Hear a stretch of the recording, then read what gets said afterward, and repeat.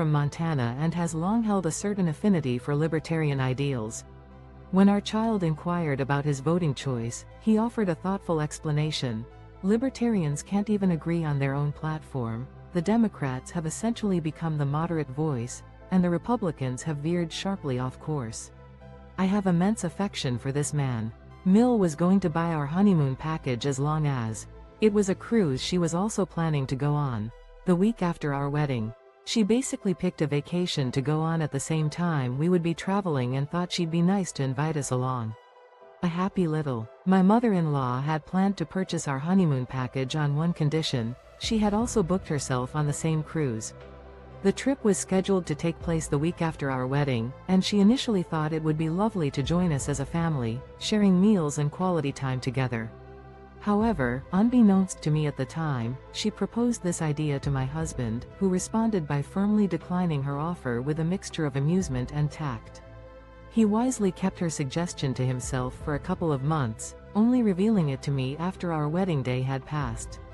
Our honeymoon. Not sure what he expected. At some point during my teens I was sitting at the family table with my stepdad Gary, miss you big guy, and my two step bros having ice cream cones after dinner one night.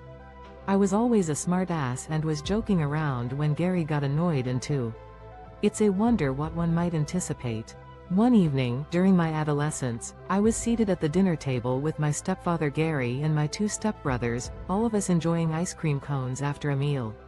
I was notorious for my sarcastic remarks and continued to engage in banter, but Gary's patience soon wore thin. He curtly instructed me to cease my joking and simply enjoy my ice cream. I took his words to heart, albeit misinterpreting them, and began to forcibly press my cone against my face. My stepbrothers found the spectacle hilarious, while Gary let out a resigned sigh, indicating that was not the response he had envisioned. Does anyone else not feel like their age due to their upbringing? I'm 22, but I still feel like a teenager in many ways. I have no idea how to do a lot of adult things. I've seen people my age get married and have their own place and it seems very surreal. I was controlled. The dissonance of adulthood. There are times when I wonder if others share my disconnection from the age they've achieved. I'm currently 22, yet a part of me still lingers in the world of adolescence. This sense of unease stems from a sense of inadequacy and uncertainty about the responsibilities that come with adulthood. I often find myself at odds with my peers who have seemingly taken giant leaps forward, settling into stable relationships and independent living arrangements. For me, it's a result of the restrictive upbringing I endured under a covert narcissist's influence. Their grip left a void in my life, devoid of the confidence and self-esteem that most people take for granted. It wasn't until the last few years that I began to rebuild and find my footing in this world. In social situations, I often gravitate towards individuals younger than me, as we share a sense of camaraderie and understanding. Conversely, when I interact with people of my age, I sometimes view them as being more mature and worldly than I am, highlighting the disparity in my perception of adulthood. This story is a personal account and opinions may vary. Update: there may be support groups or resources available for individuals who have experienced similar situations. TLDR: is it a thing for abusers to blame you for only remembering the bad stuff? My abusive parents blame me for remembering more bad things than good things about my childhood. It's like they think my overall bad impression of those years is my fault because I'm being some. Abusers often attempt to shift the focus by claiming their victims are being overly negative or that they only recall the bad aspects of their past. My childhood has been marred by the constant criticism and manipulation from my parents. They now seem to think it's my fault that my memories are more skewed towards the traumatic events that took place, portraying me as a pessimistic and vindictive person. However, the happy times we spent at Universal Studios do not serve to erase the painful memories of being locked in the basement and garage. It's crucial to understand that these experiences cannot be balanced out, each incident holds equal weight. The defense mechanism of abusers to shift the blame on their victims is a common tactic often utilized to deflect responsibility for their actions. This can be particularly damaging as it causes victims to question their own perceptions and sanity. TLDR: Abusers often attempt to shift the focus by claiming their victims are being overly negative or that they only recall the bad aspects of their past. My truck was stolen from a mechanic shop and they are claiming they aren't responsible nor liable. I've reported it stolen, but I am out a $15,000 truck. I didn't have insurance at the time either. How can I get this shop to pay me for my truck? My truck was stolen from a mech. A valuable vehicle was taken. A significant amount of time has passed since I entrusted a local mechanic shop with my $15,000 truck for repairs. However, the vehicle was stolen from their premises and is now irretrievable. The mechanic shop is maintaining a stance of non-liability and is claiming they are not accountable for the theft. I have taken the necessary steps by reporting the incident as stolen and I have incurred significant financial losses as a direct result. Unfortunately, the lack of insurance coverage at the time of the incident has exacerbated the situation, leaving me in a precarious financial position. I am eager to recover the value of my stolen truck and seek compensation from the mechanic shop. What options are available to me to pursue a claim against the shop for reimbursement? Edit. Please note that this is a hypothetical scenario and actual case details may vary. Consult a lawyer or local authorities for guidance. Update. The story does not provide specific information on local laws or shop policies, which can significantly impact the outcome of a claim.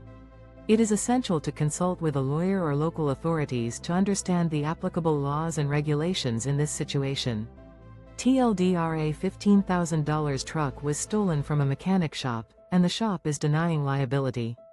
The owner is seeking. My boyfriend looks like a frog and when I miss him I watch frog YouTube videos and they make me happy and warm inside because they remind me of him. I can't tell this to him because it might make him self-conscious. The way he blinks slowly and yawn is the same. And he has. My partner bears an uncanny resemblance to a certain amphibian.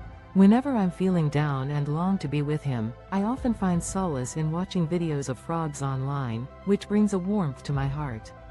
These carefree creatures remind me of him in a way that I'm hesitant to share, fearing it might make him uncomfortable. The way he slowly blinks and lets out a gentle yawn is an identical gesture I've observed in our time together. His facial structure, with its prominent eyes, is also reminiscent of the frog's endearing features. Even the way he smiles is similar, and I must admit that I find frogs to be adorable creatures. Since I don't have an abundance of photographs of my partner, the frogs have become a fitting representation of his appearance, expressions, and mannerisms in real life.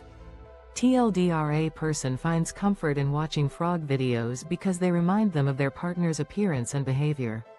Overtime. I work as a personal shopper at Walmart, and my team lead recently told us that he would no longer be approving overtime. So I clock out after my scheduled shift and head home. One of my friends who is a delivery driver for us calls and tells me that he's been waiting.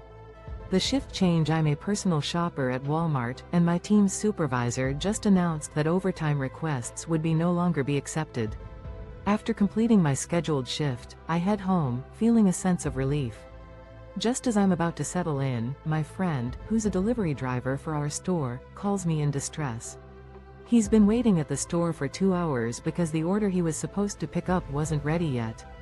The original delivery time was set at 30 minutes after he accepted the order. If my team lead had asked me to stay, I might have obliged, but as it stands, it's clear that this is an instance of act and see what happens. Edit. This story may not be suitable for all audiences due to strong language. Update. No updates have been added. TLDR: Walmart employee's team lead stops approving overtime, and the employee witnesses the consequences of this decision firsthand when a delivery driver is left waiting for a delayed order. We are never too busy for you to get your break. So I'm a manager at a retail store. Today I asked one of my cashiers if they would like to take a break.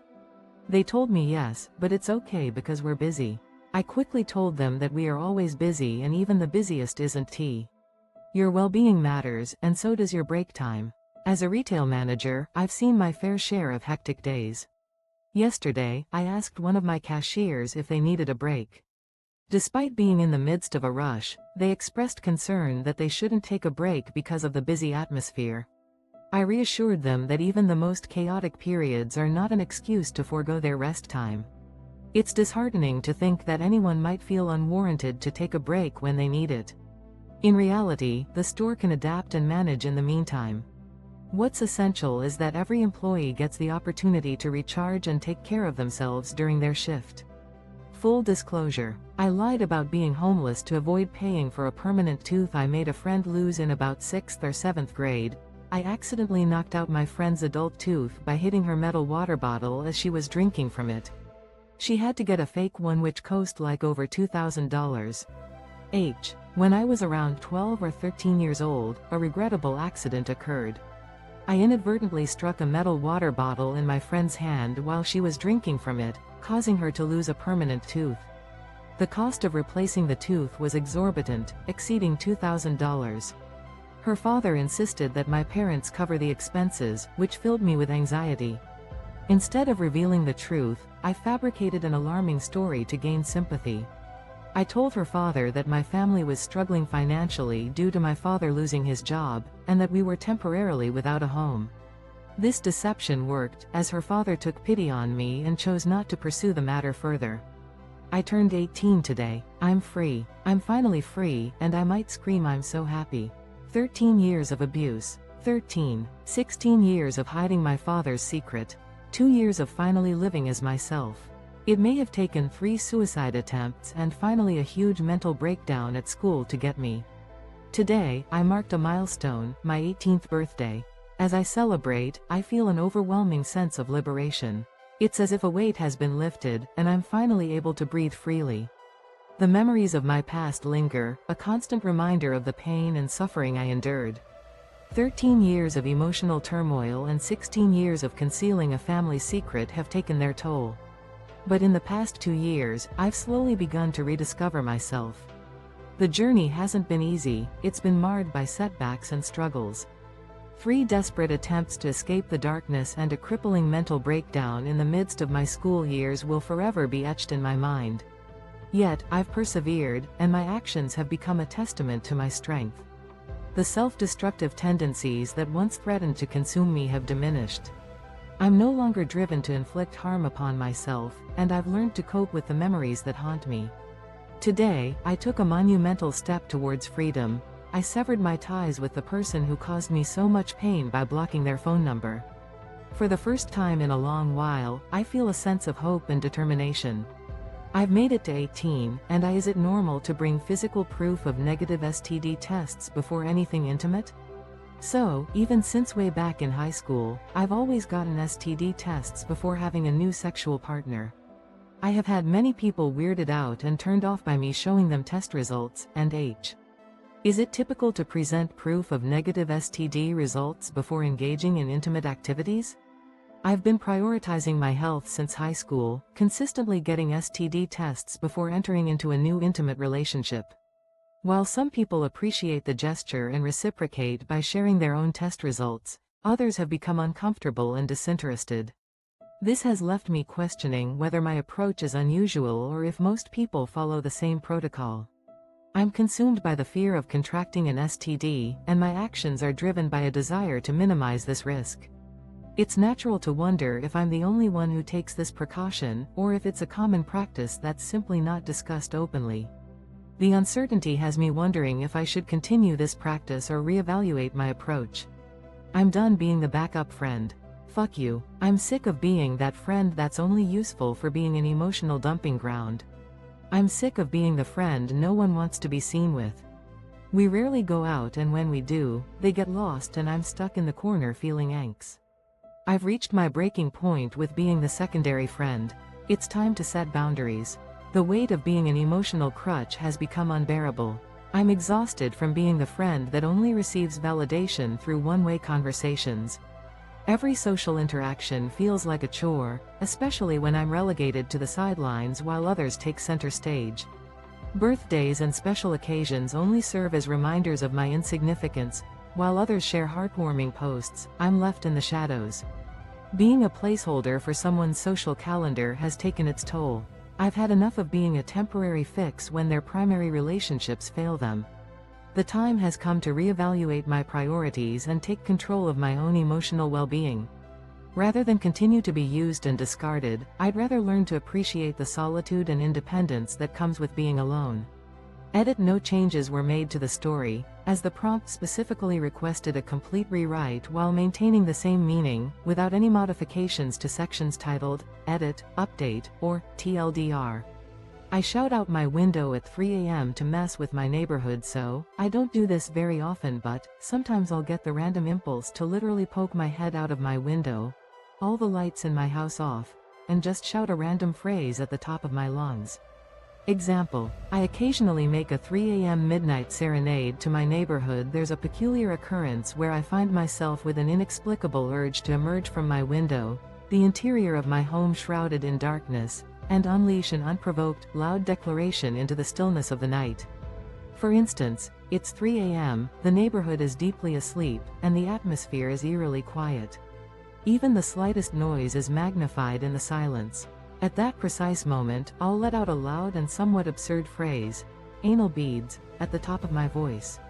I then retreat back into my home, close the window, and return to bed.